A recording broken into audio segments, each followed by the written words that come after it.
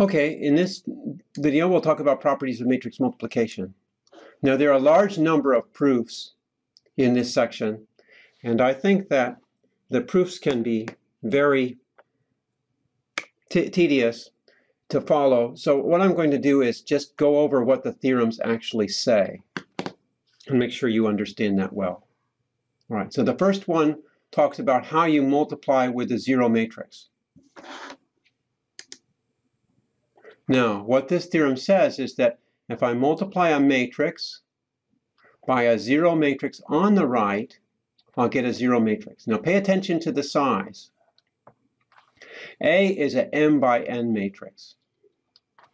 This zero matrix is an n by p matrix. So I have m by n times n by p. The result is going to have m rows and p columns. And you can see this by many different examples. On the other hand, if I multiply on the left by a zero matrix, in this case my zero matrix is p by m, my A matrix is m by n, and the result will be p by n. Okay? Now, it's very easy to multiply by zero matrices if you use the rule that we just talked about, the rule for finding each entry of the product. All your multiplications are going to be zero. The important thing is the size.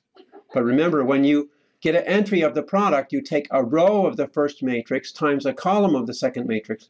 So the number of rows will be equal to the number of rows of the first matrix. Number of columns is the number of columns in the second matrix.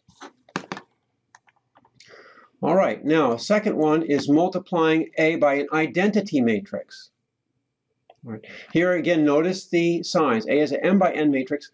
Notice that to multiply on the right by identity matrix, you need an identity matrix of the same size as the number of columns of A. If you multiply on the left by an identity matrix, you need the same number as the number of rows. So here m is the number of rows of A, and here n is equal to the number of columns of A. Okay, similar proof.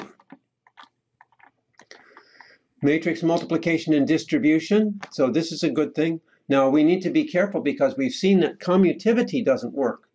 But as long as you don't change the order of multiplying two matrices, you get the same rules as ordinary arithmetic. So here you have this case where you have A times the sum of two matrices is A times the first matrix plus A times the second. Or you can do that on the left as well. Now it's important to prove on both sides because as we've seen, the matrix addition is not commutative. So you have to prove these things both for addition of matrices on the right and addition of matrices on the left. And as I said, I'm going to skip the proof. All right, here's this one says that if I multiply the product of two matrices by a scalar, that's the same thing as multiplying the first matrix first by the scalar and then multiplying by the second, or the first matrix times scalar multiple times the second. And if you think about the procedure in doing matrix multiplication, this does make a lot of sense. Okay. Matrix multiplication is associative. It doesn't matter which matrices you multiply first as long as you keep the order of matrices. The first matrix has to be first, second matrix second, third matrix third.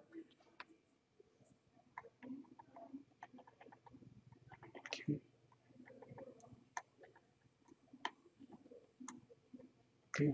Now, matrix multiplication and inner products, if we consider these vectors as m by 1 matrices, then we can write inner product actually as a matrix multiplication. And you get this simply by comparing the definitions. If I take this angle inner product of u with v, remember that uv is the summation of uj conjugate vj. Okay, uj conjugate vj. Now, if you think about forming a row vector from u, I form the row vector u1, u2, up to um,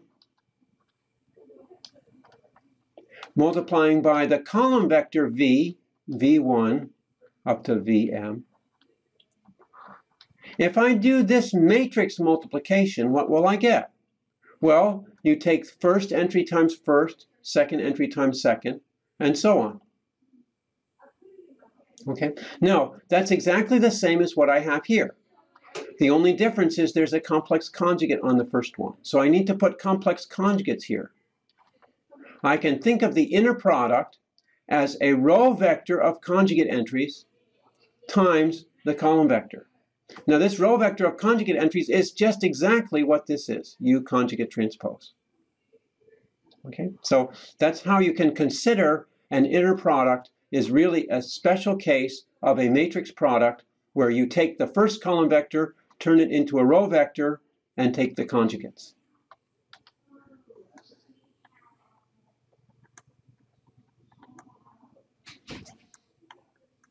All right, now this one says that you can multiply two matrices, take the conjugate. That's the same thing as multiplying the conjugates of the matrices. This one is a little bit tricky. It says that if you take the transpose of a product of two matrices, that's the product of the transposes backwards. It's backwards. So you have to work some examples to see why that's so. Okay. This one says that adjoints work similarly to transposes. So you can, if you take the adjoint of a product of two matrices, that's the product of the two matrices adjoints, only backwards. Okay, and you can prove that using the complex conjugate property and the transpose property. And the transpose property causes the order of the two matrices to switch. All right, so I went over those theorems quickly, but these are algebraic facts that are true for matrices that we will be using when we do algebra with matrices.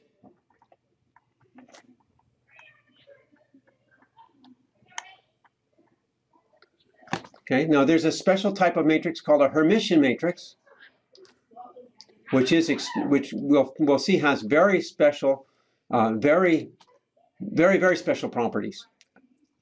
And I can't say much more than that, but they're very, very important in physics. Okay, so in a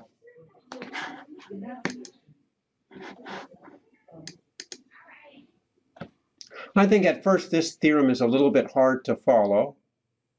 It says that if you have an inner product and the first factor is multiplied by a matrix A, then the inner product of A times X with Y is the same as X, the inner product of X with the adjoint of A times Y. All right, so I think that may go a little over your head the first time, but just remember this formula. We'll be using it later. Now you can see that in special case where A is equal to its adjoint, then you have a particularly easy formula. Okay.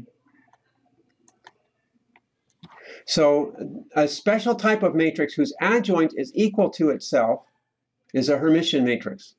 So if you think about, here he says that real matrices that are Hermitian are symmetric. So what does that mean? This is saying that A is equal to A conjugate transpose. Okay, that's what this means. A equals adjoint means A is equal to A conjugate transpose. Now, since if A is real, that means that A is equal to A conjugate, because a real number is a conjugate of itself. So a real matrix is also a conjugate of itself. So in the case of real matrices, what is this saying? This is saying is A is equal to A conjugate transpose, but A conjugate is equal to A. So if A is real, then A star is the same thing as A transpose.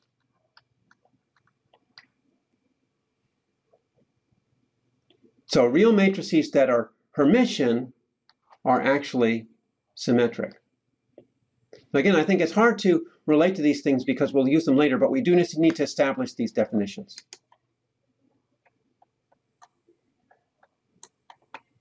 All right, now this theorem is related to what we saw above. It says that if for any two vectors,